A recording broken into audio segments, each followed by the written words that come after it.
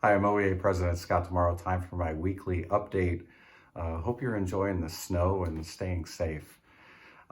This week, we are calling on all our members to support House Bill 67. Contact your state representative, encourage them to vote for this bill that will suspend standardized testing for this school year.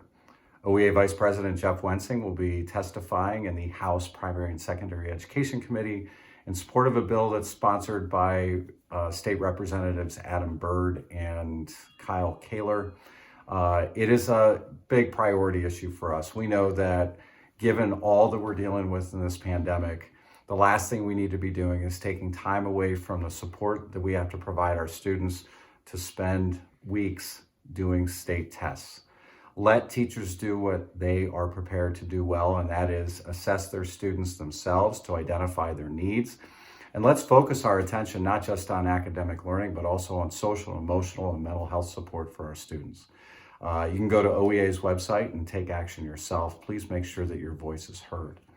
As we continue to move forward in getting closer to a point, hopefully where you and our colleagues across the state have been vaccinated, we know that there are new guidelines that were issued just last Friday from the Centers for Disease Control and Prevention that provide a roadmap for the safe reopening of schools for in-person instruction. Of course, the vast majority of OEA members across the state have already been providing in-person instruction, but the CDC guidelines are important for all of us to make sure that we really are practicing all the safety measures that are essential.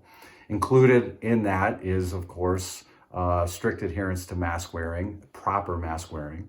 It also includes making sure that schools are being sanitized and have good ventilation systems, that everybody's using good hand washing techniques, that we are strictly adhering to testing and tracing and quarantine and isolation protocols by the federal CDC, and very importantly, strict adherence to 6 feet of social distancing unless the rate of community spread in your given community is below a certain level. We need to make sure that we are doing all we can to support students and doing it safely.